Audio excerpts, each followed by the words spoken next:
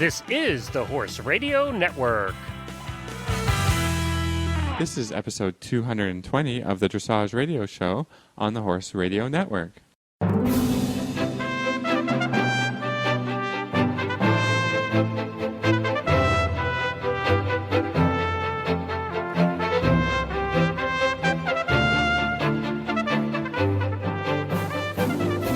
This is Reese Koffler-Stanfield from Georgetown, Kentucky. And this is Philip Parks from Fergus, Ontario, and you're listening to the Dressage Radio Show with me as your producer today. Yay, Philip! We're on our own. I know, Glenn left us on our own. It kind of feels like, I don't know, it's like we have a substitute teacher or something. This is I know, great. I feel like we're on spring break or something. Yeah, we exactly. Can do whatever we want. It's so fun. Yeah. well, hopefully we get through the show tonight with no issues because, Philip, you do a very good job producing, but there are times when we get into some trouble. We get into trouble. Yeah, we get into technical trouble and sometimes just regular trouble. Regular trouble. Well, Philip, you had a horse show this weekend. How'd it go? It was good. We had beautiful weather, and how many horses did we take? 3 or 4? 4 horses, and they all did a great job. Various placings. I can't even remember. It's like the day after a horse show. I don't know if you feel like this, Reese, but it was just like, oh, what actually happened? Like, I remember bringing the horses to the horse show. I remember like coaching and riding and all that, and then you wake up Monday morning and it just was all a blur. So. It's true, and I would say, be nice to your trainer on Monday after a horse show. We have to worry about everybody and showing yourself and, getting the horses there and getting the horses home and making sure the horses are settled. So it's a lot. It's a lot for, yeah, it does. It seems like a lot. It was really fun. Like, I really enjoy it at the time, but I just need a few hours today just to kind of recover. And, sure. And we got another show in, not this weekend, but the weekend that, I'm coaching at a show it's just been crazy. August is just a wild month, don't you find? It's because it's the 1 week that the 1 month, you guys, that it's nice and warm and the weather's good. Yeah. So you got to cram it all in.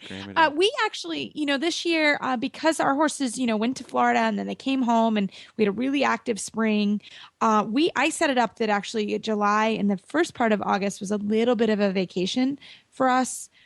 We've had a great summer. It's been very cool and wet here, except for the week of Young Riders, which was epically hot. Yeah. But usually here in Kentucky, it's so hot in July and August that, the horses don't enjoy it. The people don't enjoy it. So we have a horse show this weekend and then a couple weeks off. And then we get gear up for sort of regionals. And then we have the 2 national championships here in October and November here in Lexington. So it's actually going to be a really busy time. So I'm coming off a little bit of a break. Sorry, Philip. That's okay. But yeah, this is, one of the things I found with taking horses to Florida is it used to be that, the January time, it's cool, it's cold and rainy and gross. And so that's sort of time off. But they need it sometime during the year to be a little downtime. So at least that's sort of my feeling. And so this is sort of our time. The horses work outside a lot and work on the hills a lot. And we just sort of get stronger for the fall show season. So, yeah, so we're coming up for shows this week. Yeah, so that's really good. Excellent. So we can focus on the show, on the radio show. And we got a great show today, don't we? We do. We have an awesome show. We have a kind of discussion with Olivia Lagoy-Welts. She's a trainer who just moved to Virginia, and we have a really interesting discussion with her. And then we're going to talk to a blogger, Kelly Wood, and hear how she sort of keeps her focus with writing and in journals and blogs. It's a really interesting spot to kind of hear some other ways you can kind of keep track of all your writing things. So that's fun. Cool. Well, we should do the news before we get to our show. A big, exciting championship, the World Championships for young dressage horses, just ended this weekend, and I haven't been. This is one of my bucket list items is to go to the show. I mean, as we were just saying, August is so busy here, and I mean it's one of our only reliable, nice months here in Canada. So I haven't never had the opportunity, but I really.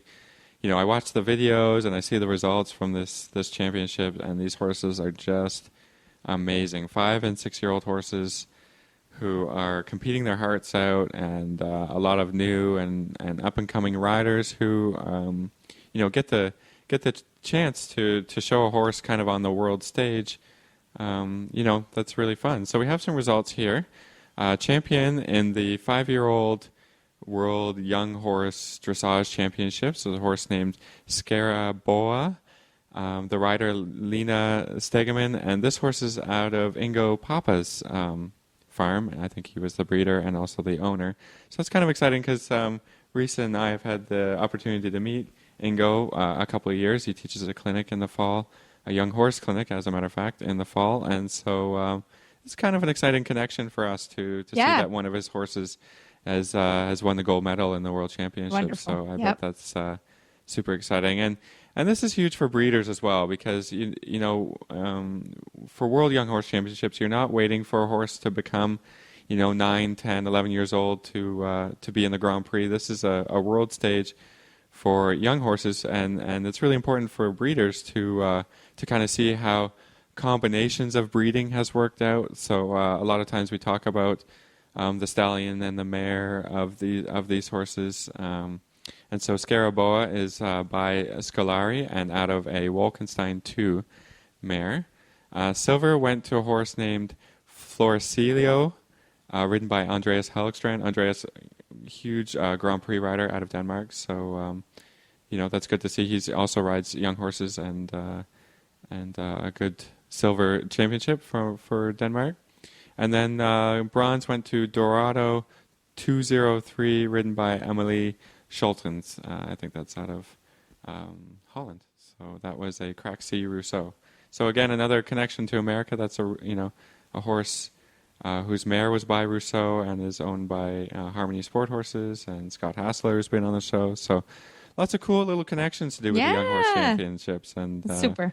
I think it'd be really fun to go. I think I watched the videos. Agreed. And these horses are mind blowing on video, and as I know from seeing World Championships when WEG was in Kentucky, like to see the horses in person is just completely different than seeing them kind of in a video. Doesn't do them justice when in the flesh. You see the presence that these horses have, and a lot of stallions in this competition who don't get to go on to further Grand Prix because they spend their life, doing the breeding and staying at home. So you see a lot of stallions that will be at the World Championships and just don't get the opportunity to go on to compete further, and they become really popular by winning a World Championship, for example. So we'll move on to the 6-year-old champion, Sakur, ridden by Ava Moeller.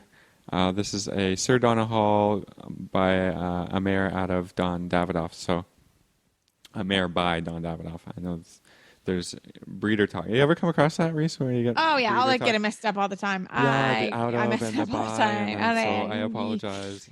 It's okay. I do the same thing. I'm not gonna lie. Breeder, and I know that the breeders will be a little upset. Sorry. That maybe I say it wrong. So that's a sorry, an apology. Silver medal went to Damon's Delarange, ridden by Helen Langdon Handenberg. Helen was a rider of young horses for a long time, and now she's riding a lot of Grand Prix and winning a lot of championships. So that's nice to see. It's, developed from riding World Championships for young horses and continue her career on a young horse all the way to Grand Prix. And then bronze medal went to Discovery. That's an Oldenburg, a DiMaggio Classicer horse ridden by Heiner Schiergen. So, cool stuff. You can check out all the results online. I think the big thing, there was one American-ridden horse. Was that right? Absolutely, yeah. Who in the 6-year-olds was 13th. That's a horse named Vitalis, ridden by... Help me out, Reese. Charlotte Yours. That's right. We're trying to get her on the show next week so we can kind of hear all about her World Championship experience. So we'll have her on the show at some point coming up so she can kind of tell us what it was like to be there in the flesh. So I'm really looking forward to that. I hear the atmosphere is just amazing with hundreds of people go to the show. I know, in Canada for sure, and America, it's hard to get people out to, like a young horse show, but there it is a Really, it's a big deal. Really big deal. Yeah, for breeders, riders, trainers. Everybody wants to see who's the up and coming horses, and so that's exciting. It's one of my favorite things, anyways. And I know and we have Reese's got too. to get a trip. Absolutely, we've got to do a trip to Aachen as well. They're my two next bucket list shows. So Aachen absolutely, and World Young Horse. Well, maybe the Dressage Radio Show will send us. yes. Hint, hint, Glenn. So we can report on site for sure. Well, after this commercial break, we're going to speak with Olivia Lagoy-Welts, FEI rider and trainer, who is now based in Virginia.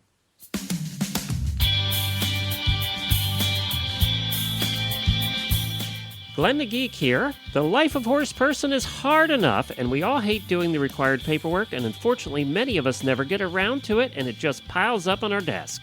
That is about to change thanks to the EquiSketch Records app for your iPhone or iPad. My wife and I use it to track our horses, and we absolutely love this thing. EquiSketch Records is the most thorough and complete equestrian records app on the market today. We love this app because you can track your farrier work, your dental, your coggins, medicines, worming, and so much more. And you can get reminders on your device when all of these things are due. You'll never forget a worming or shots or farrier visit again. But it not only tracks your horse, you can also manage your horse shows, including individual events. You can manage riders, including lessons and memberships, and so much more.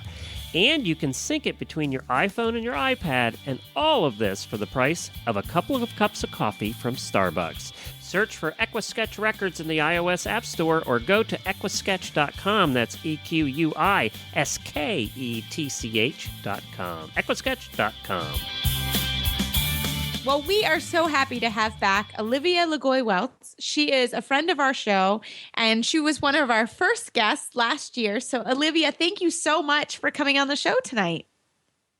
Thanks for having me back. It's always a pleasure to be here with you.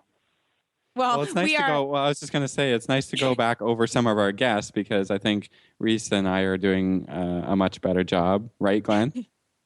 Yes, definitely. And we can have some of the guests back so we can do a good job of interviewing them and have a good discussion. You have to start everybody all over again and make up for this first start all month. over and see if we can do it well, right? Well, Olivia, we're so happy to have you on tonight. You have just moved locations and you're now in Virginia. You left Kentucky, which I'm very sad about because I enjoyed our dinners and time together, but you're in Virginia now. And it's a good kind of way for us to start a discussion on sort of finding an instructor, but also, we were talking before the show started is sometimes when you may go work for the best instructor and it may not be the best type of situation. So can you talk a little bit about that and start the discussion? Yeah, you bet. I think it's always an interesting balance to try and strike, whether you're an adult amateur or a junior young rider or maybe in your early 20s looking for like a working student type job. You don't want to... You want to keep improving. So it's normal that you always want to be looking for someone who can improve your skills. And often we go for the very best that we can get at. We look at like the upper echelon of people and go like, they're the best, so that's who I want to train with. And sometimes when you get to that place and you're training with that person or you're working for that person, it can become apparent or it can be confusing because it's not always the best fit. Sometimes the person that's like, just like, I won't say in your backyard, but like who's more local or more accessible is a really important person to have, like, in your corner, I would say, or be the person that you're working with, because often they're the ones that are going to invest much more time and effort into your education. Yeah, I think I had a little bit the same experience when I went out. I'll just tell you a little story. But when I went out to look for a working student position, I knew for one that I wanted to go to Europe. And so I looked at quite a few barns, and some of the big name barns, world champions and World Cup winners. And then I went to a couple of the smaller barns. And what I found was the best fit for me at that time with, where I was kind of starting out with my career was not the upper echelon. I mean, certainly I went and I rode with two really wonderful Grand Prix riders, but they weren't both on teams and running around the world, doing their own thing at that time. They would spend, they were at home a lot. They spent a lot of time coaching me. They invested a lot of time in me. I got a lot of horses to ride. Whereas when I went and looked at some of the bigger barns, the big trainers were not there. I mean, unless you had you were bringing your own horse to ride, then you didn't really get to ride. And, they didn't really have time to be mentoring people, and that just doesn't suit the right program. Yeah. What do you think, Reese? Yeah, what was your experience a little bit with this? Yeah, no, I mean, I kind of had the same experience when I was sort of growing. I was like 14 to 16. That's what the range I was. And I went to a trainer who's very, very good, but the same thing. She had ridden Grand Prix. I worked my tail off because I was the only one, but I got a lesson every day, and I really got some really, really good help. And also, when I went to Europe, I had talked with Mr. Schumacher, and I knew sort of what the expectation was, but we spent the time, and I think this is really important, and I think you guys would say the same thing, before you sort of commit to either a working student job or a job or just riding with someone on a regular basis, you really should go and be in that barn, and you should spend a week before you commit to it, because that's where you kind of figure out, okay, how does it really run? You can talk to someone for a couple hours and it'd be great, but you may go into the barn and talk to the people that are there, and they're either unhappy or they love it, but maybe it's not the right place for you. So I think it's really important before a working student job, or before for sure you go overseas, that you go before you bring the horses or before you commit, and spend that time. I think it's really important. What do you think, Olivia? Yeah, I mean, I worked in Europe probably, I guess, a total of 5 years, and I really lucked out with my first job. It was just off of a recommendation from a fellow sort of friend trainer who was much older but had bought horses from the person that I ended up going and working for, and that was a little different because it was a sale barn situation.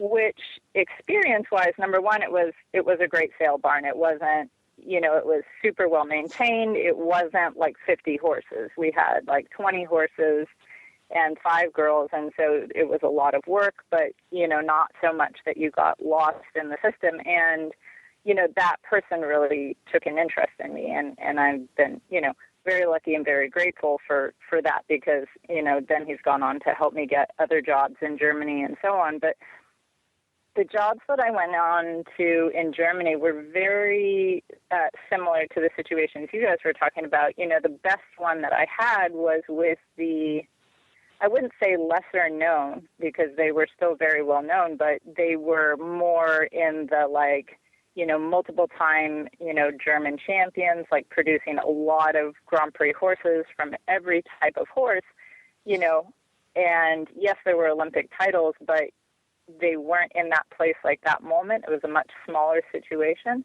and you get a lot more attention, and they care more because it's not about them. It's about, the overall. And I would say you want to look for a trainer, not a rider. A lot of us seek out these people that we're like, oh my God, I want to ride like them. And a lot of the best riders aren't actually the best teachers. Because they ride so much off of feel, and they don't have an ability to articulate as well, which is kind of an interesting point. You don't really know that until you've ridden with them or watched them teach a lesson, like that kind of thing.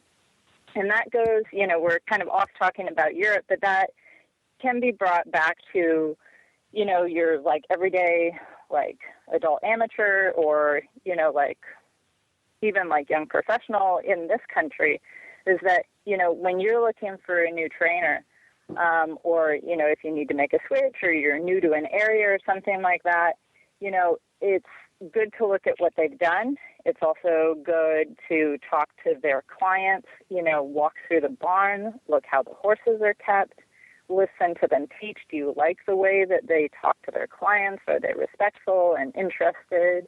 Or are they kind of like, trying to get on to the next one, that kind of thing?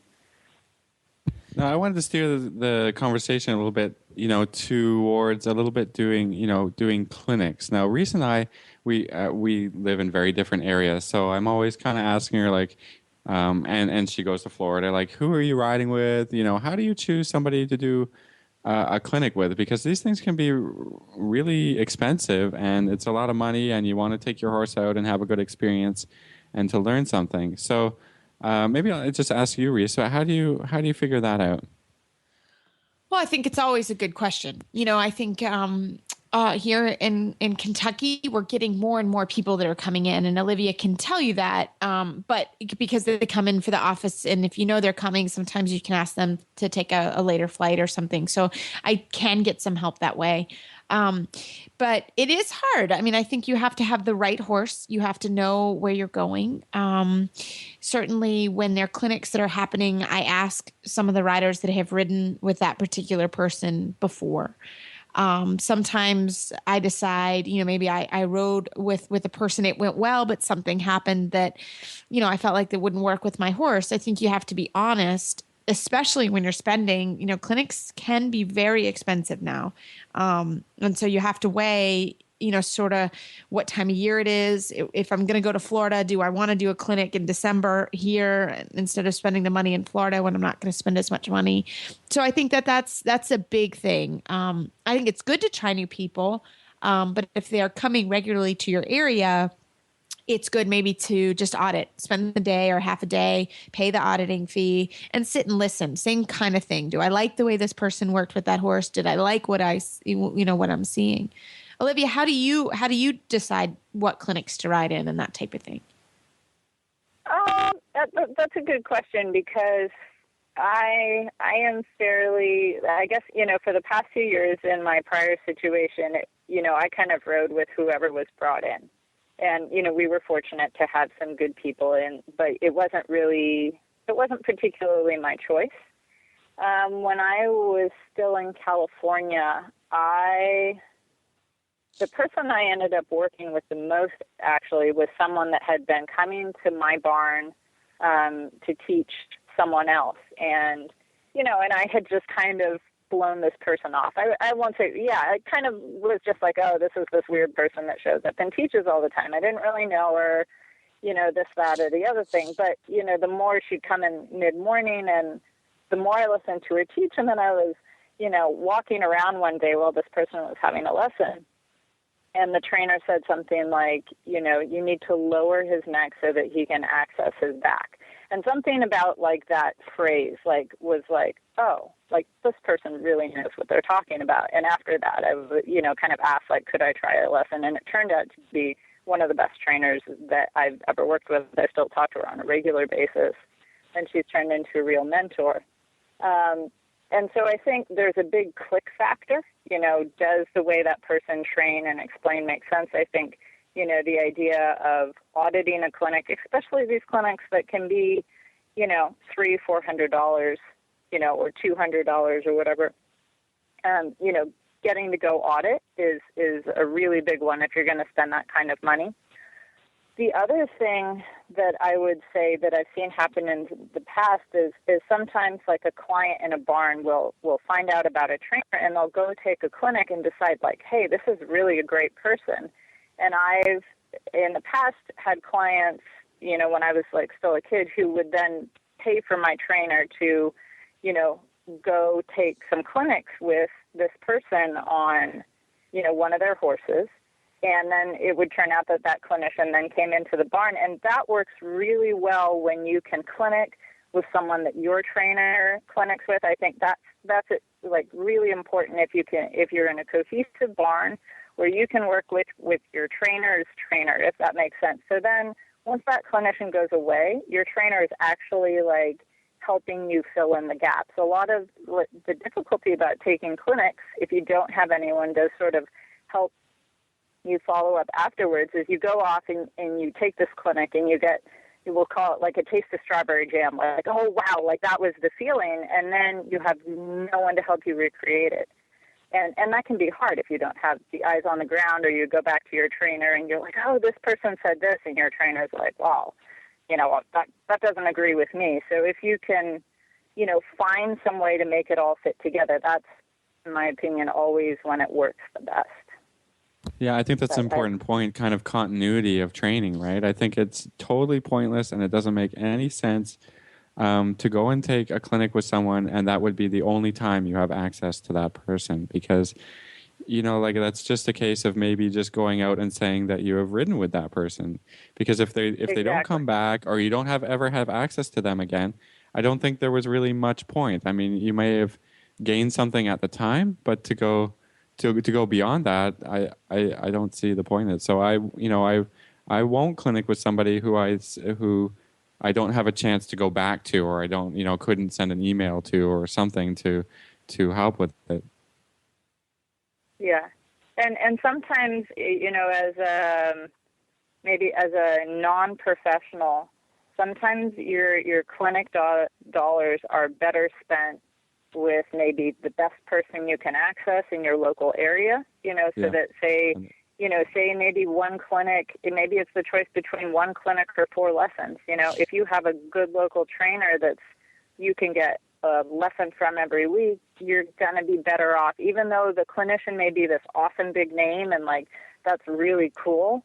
The person that's going to be able to help you more consistently on a regular basis is going to be money much better spent, and, I think, in my opinion, generally speaking.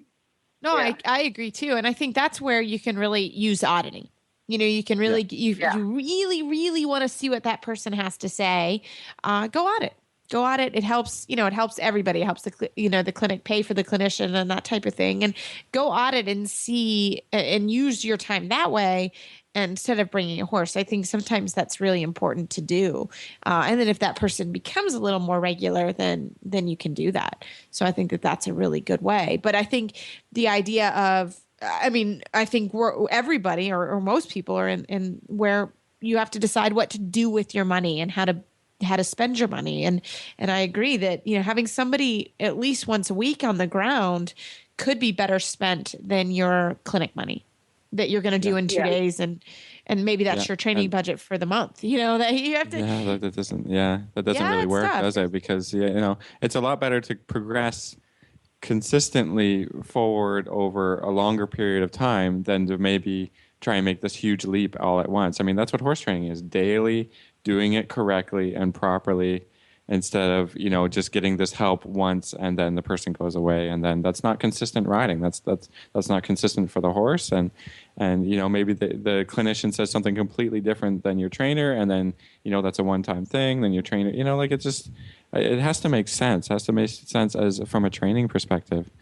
Now, I wanted to get a little bit on a different topic about clinics from a trainer's perspective. So maybe, Reese, you can give us some good experiences or some not some good experiences, just stuff that that you would say as a clinician would maybe help our riders and our listeners to if they are going to do a clinic, how to approach it. Well, I think that's it's always a good thing to know a little bit about the clinician as you go in or before you go in, a little bit about maybe their philosophy or a little bit about the horses they've ridden. I always try to do that for myself. I do a little research if maybe I don't know about the person. It's easy. It's a quick internet search. So I think that's really important to do that, is to go and look and say, okay. And then I think you need some realistic expectations on what you're going to get out of that clinic, or even some things that you want the clinician to focus on. I like to go into the ring at a clinic and have someone say, I am really having trouble, with my half halt, for example, or give me something to work on. That is always helpful for me, because as a clinician, you're coming in, you probably have 45 minutes to work with someone, and you want to give that person something to go home with, but also something that they can reproduce. We talked about that earlier. I don't think I do any service to a rider and a student if they cannot reproduce it, or they can't at least say, okay, that's the feeling that I got, and here's an exercise I used to get it. So I really try to go in and think, okay, if this were my student and I'm going to see her next week, what are the next steps? And then I try to ask them, okay, this is what I expect you to be in a week, and I'd like to see you progress from there. So that's a little bit of the way that I do it as I'm teaching, is I want to give that person something to repeat. But when I'm going myself to a clinic with a new clinician or somebody I don't see very regularly, I want to have a relatively narrow topic. Like, I'm having trouble with her on the left rein or moving off my right leg. That's what I do. Olivia, how do you sort of approach it? Yeah, I'd say when I've got someone specific who I'm working with, I definitely like to, come in and say kind of like, this is what I'm feeling. This is kind of where maybe I'd like to go, or, where I feel like I'm stuck. I would say, too, I wanted to add in that when you're looking for someone to clinic or with, one of the things that I look for in terms of auditing, or that, I've noticed when, say there's a clinician that comes in and you have the chance to watch the same lessons over, several months, is that, does that clinician have something different to say to everybody? Or is that clinician kind of saying the same thing to everybody, maybe in a slightly different way? Like, is that clinic, is that lesson really tailor-made, like tailor fit to what, like, the next piece that you most need to get with your horses?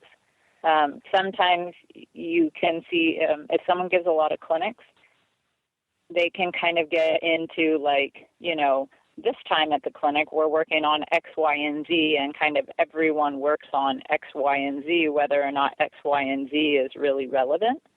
And then the other thing that I look for, because I value this in instruction as a professional, is a clinician who will actually comment on the, like, how to get it done, as opposed to the, like, your horse needs to have his knees up higher, or he needs to go more sideways. It's like, okay, like, am I doing anything, like, in my position that's impeding the horse's performance, or can I sit better like this or that? Because once you get kind of to the top level, finding someone, once you're the trainer, it's sometimes hard to find someone who will honestly say, hey, you need to sit up and shorten your reins and, like, put your outside seat bone down, or, something like that.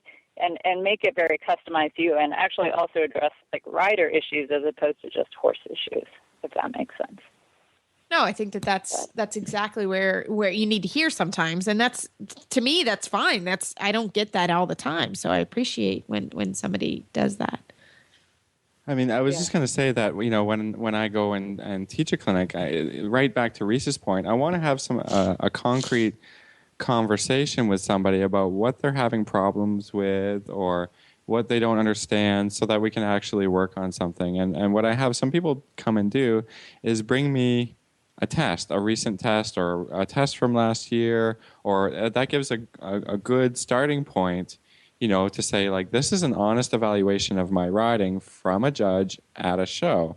Then again, that gives you a little bit, like, if it's hard for you to articulate what's your issue, a dressage test can kind of do that for you. And then, you have an idea, of where to go from. I mean, it's, you only get kind of into that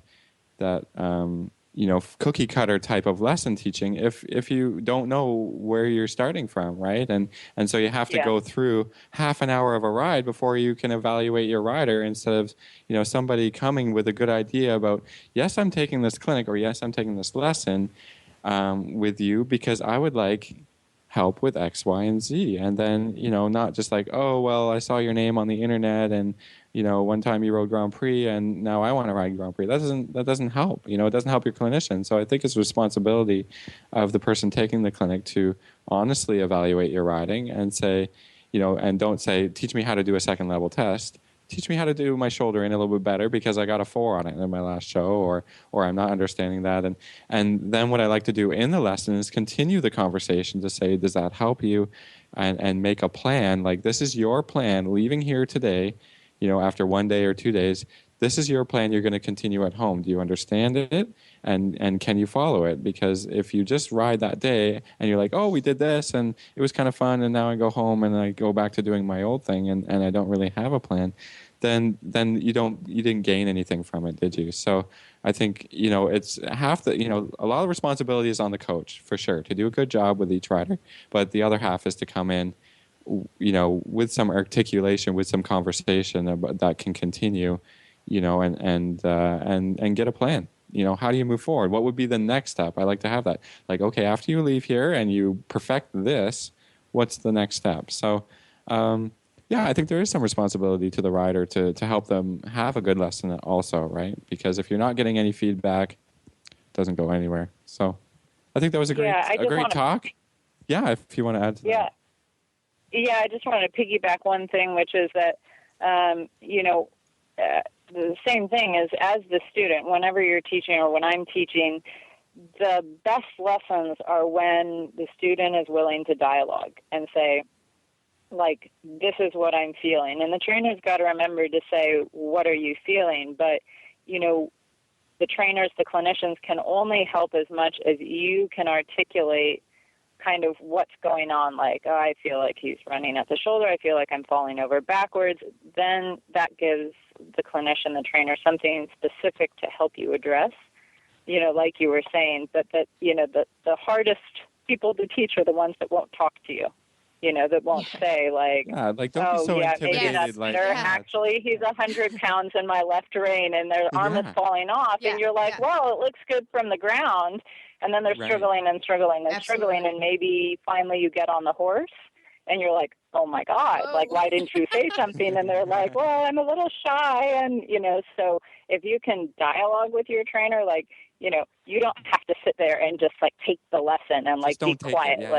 It can be intimidating riding with a big name. If you can say like, I am feeling like, this is what I'm feeling. This is what I feel like the horse does. And maybe the rider's playing into that and the trainer can then, address it. But if the rider doesn't speak up, it's so much more difficult. Do you mind riding my horse for 5 minutes here? I mean, I think, most good, I don't want to get myself in trouble, but most good teachers and good clinicians will also ride your horse. I remember Stephen Peters. I mean, I saw a clinic with him and he said, I like to ride.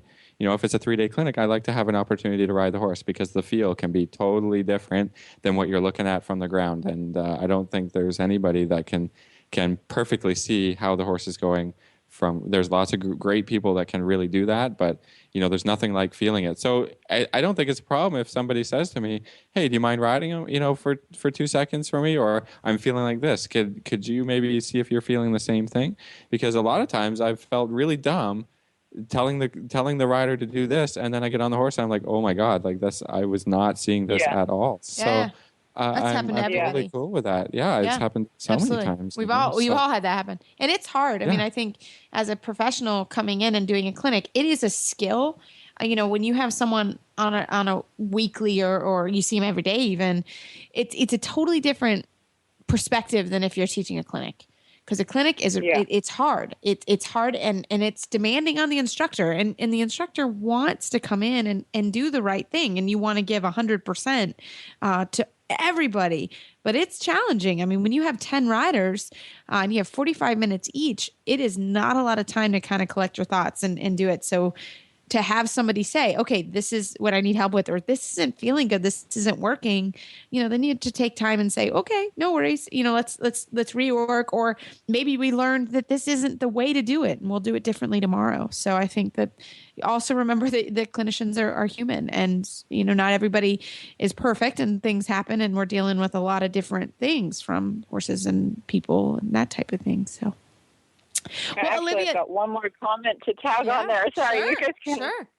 It's a big discussion. And that is actually, topic, well, and that actually has more to do with, I remember when I was growing up, because I so wanted to like do it all myself, like I wanted to be the one that fixed it and everything, which is a great thing.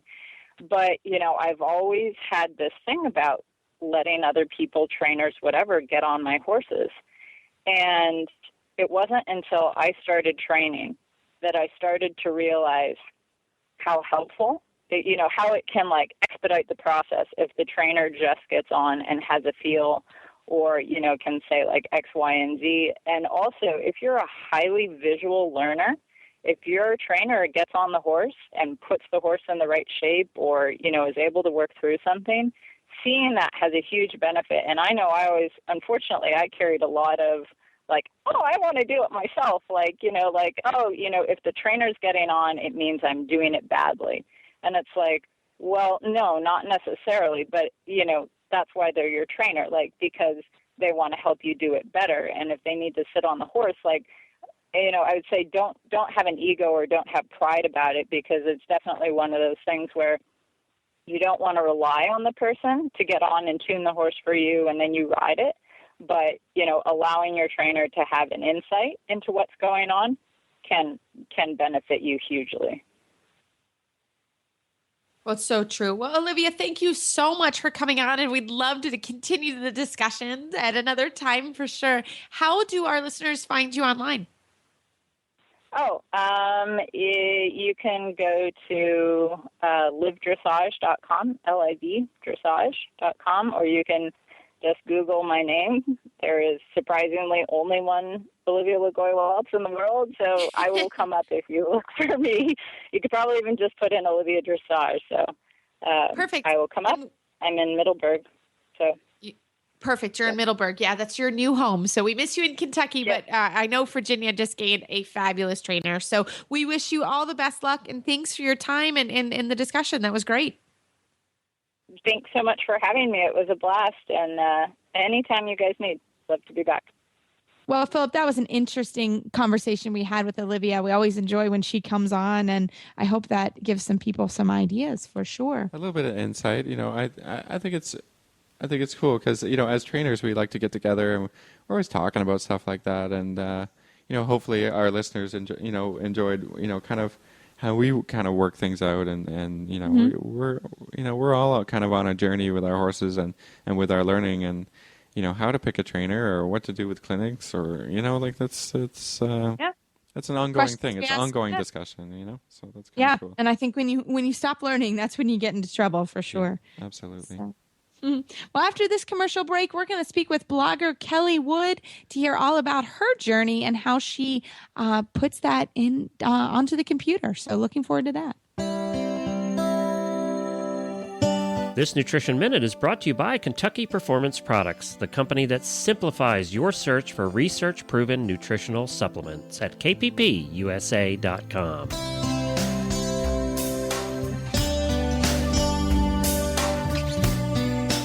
The horse that matters to you matters to Kentucky Performance Products. Electrolytes. Who needs them? Your horse, that's who. Electrolytes perform critical functions within your horse's body. They help regulate nerve and muscle functions by carrying electrical impulses between cells. In addition, electrolytes assist the body in maintaining a healthy fluid balance by controlling your horse's desire to drink. When your horse loses significant amounts of electrolytes and fluids, problems such as dehydration, muscle cramping, fatigue, tying up, and colic may occur. Even in mild forms, these conditions can have a negative impact on your horse's ability to perform and recover after exercise. Top riders and veterinarians turn to Summer Games Electrolyte to keep their horse healthy in hot weather, and you can too. Summer Games replenishes the electrolytes and trace minerals lost when your horse sweats, and it stimulates the thirst response so your horse continues to drink and stay properly hydrated. So when the going gets hot, trust Summer Games Electrolyte from Kentucky Performance Products to protect your horse. This Nutritional Minute has been brought to you by Kentucky Performance Products. You can find all of their terrific products at kppusa.com. Well, it is our pleasure this evening to have Kelly Wood, the author of Princess Diva Diaries at blogspot.com on. Kelly, welcome to the show. Thank you. Thanks for having me. So, Kelly, start us off. How did you start this blog? What is it about? And how often do you blog? Okay. It all started when I purchased my mare as a yearling, and I was doing a lot of the training myself, groundwork and things, and had a lot of questions. So, of course, I'd get online every night and Google my training questions. and that led me to the blog world. I actually came across a blog written by somebody out of the UK, and I started reading hers, and that led to reading more. So about a year after that, I thought, why not start my own, where I basically started it to keep a journal of my training progress and problems and along the way, and it's just kind of snowballed from there. Now, I have a question just to break it down really simple for some non-techie people, or what is a blog? When you're looking for a blog, what are people, what should you expect to see there? Okay. I know a lot of my people come from when they just Google something to do with horses. So a lot of times if they Google a particular question, a medical question or something, different people's blogs will pop up because of that being in the context of their blog. Great. So Kelly, tell us, as a rider, as we all are, or interested in horses, how has blogging helped you sort of over the years and with training questions? Okay.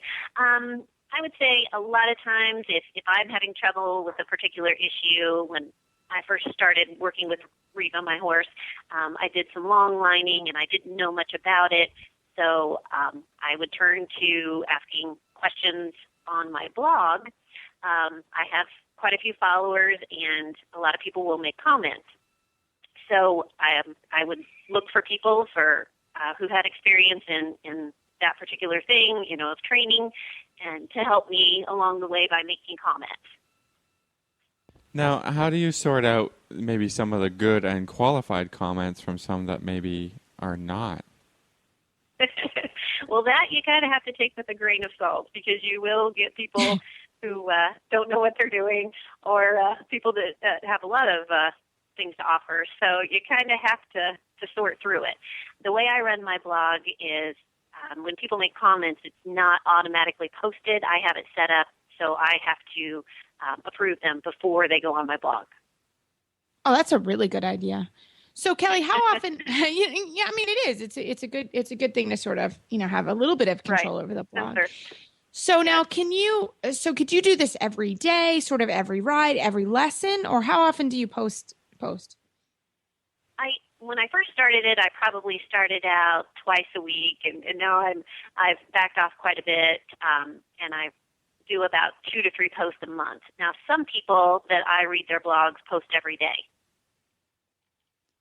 I could see that it could be a legit, kind of a legitimate training tool for that. You could, see your progress that way. But now, do you have any advice for somebody who is thinking of starting their blog and using it as a learning tool like you do?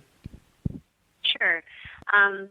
I know people really, as I do, I really like when people put pictures and videos on their blog. So I think incorporating some pictures of when you're out riding or you're having a lesson or video is great, not only for yourself, because then you can look back in a year and say, wow, I have really improved on that, or you can post something like a test that you just wrote at a show, and then you can look back at it later and see what you need to work on. So my advice to people is post a lot of pictures, post a lot of videos. That just helps you along the way, especially when you look back at your progress. Now, do you ever feel like, like your life is out there kind of in the internet? Like, I mean, I think, privacy can be a little bit of an issue. Yes. Is this something that you're not really worried about? You're just out there, for everyone to see? I'm not too worried about it. I try not to name a lot of names. I don't name my trainer. I don't name, very many people in my blog. Now, I've met some fellow bloggers along the way, 6 or 7 people when we were in Indiana and here in Kentucky, that you just kind of figure out sometimes from reading people's blogs and the pictures. You'll think, oh, I've been there, and I bet this person lives, such and such place. So along the way, you meet people and you connect. But a lot of people keep their blogs really personal, so they don't share at all a lot of things about that would lead somebody to know where they are. But I'm not too worried about it, and it's been fun to meet other bloggers along the way. Yeah, it sounds like that would be a really fun community to sort of become part of. So Kelly, because we all know I am not technical at all. How would one start a blog? How did you do that? Oh my gosh, I should have asked Paul to step in on this. He actually set up my blog for me. I know it's on blogger.com. And I know if you go to blogger.com, it tells you a lot of things about how to set up your own blog. And I've learned over the years how to change my format around, change my pictures around, like a header picture or a footer picture. So there's a lot of things that I've learned along the way. And it's not that difficult. Blogger's pretty user-friendly. And what kind of time commitment is involved if maybe you're blogging, let's say 3 times a week? How long does it take you to do it? How much time do you have to kind of set aside to look after your blog? I would say no more than like 45 minutes to an hour will I, sit and work on a blog post and put pictures in it, put video in it if I have it. So, like I said, some people post every day, and that's a huge commitment. So, and to find things to talk about every day. But I just kind of store up things and 2 or 3 times a month, and I'll kind of wrap up what I've been doing during that time frame. Well, that sounds great. Well, Kelly, thank you so much for your time today. And everyone, Princess Diva Diaries at blogspot.com.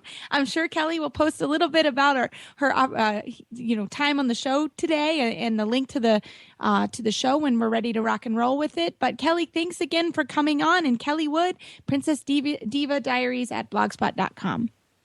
Well, that was a really neat discussion from Kelly. Philip, I have to be honest, I don't think I can have the technical ability to blog, but I would like to. That's something I'd like to get better. I think it's one of those things, like, once you start, you got to keep it going, right? Yeah. I mean, it's commitment. It's commitment, yeah. It's commitment to sit down and do it whenever, however often you decide that you're gonna blog. Then, I have a hard time, like, I always have, kind of getting things out and putting them on paper. I'm not the kind of person, like, I like the show because you get to just a little bit talk it out, right? And then you know, have a discussion. Whereas, writing something out, it takes that commitment to sit down and do it. And I don't think I have it. Maybe one day. I don't know. I hope I do. I really do try, every time I have a lesson or clinic, that I really stop for 5 or 10 minutes and write that down, write what I learned in that lesson. So I think a blog could be a really, I really try to be disciplined to that, because I feel like then I take, what I learned at the lesson. So I hope that, I try to encourage my students to do it. So that a blog is an interesting way to do it too. It's like an open diary that everyone can access. And I think that's good, because the more, like, I think, riding and dressage for sure is a community, right? Because we have our ups and downs, and, it's nice to share all of our experiences. And I guess that's kind of what we do a little bit with the show, right? I mean, we get to talk every week, and we have guests on that get to talk about their thing every week. So, that's kind of cool. Mm-hmm. Absolutely. So we have a shout out. Is that right? Yeah. Well, it was a shout out. We're going to bring it on here because the para guys only get to come on every 3 or 4 weeks. So there was a comment on our Facebook page about the para show from Annie. She said that she loved the interview with Lendon Gray. Her commitment to helping average riders, horses, and ponies excel and develop a love of the sport is so admirable. That's what dressage is all about. I agree. I wish there was more out there championing her philosophy. And she says, bring her back as much as possible. So we can bring back Lendon Gray all the time. Lendon's awesome. She's amazing. Wonderful. We've had her on, and the Para Show had her on, and that's a great show. And Lendon is amazing, and absolutely she helps everyone.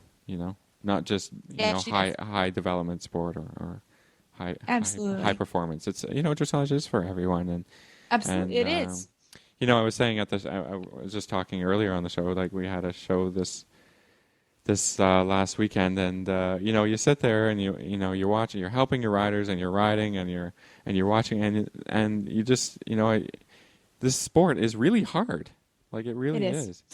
So the more people you can get involved with your story or getting involved with their story and just helping each other out, I think is really important, because there can be a lot more downs than there are ups, and I've certainly experienced it. So. Yeah, I think we all have. I think you're not. If you're going to be in this sport, there are going to be some downs. Not that we want to bring down the show, but it's true. It is, and it just happens, and it just really is a hard sport and a long journey, and that's what I think it is for everyone. Nobody finds it easy, that's for sure. No, for sure not.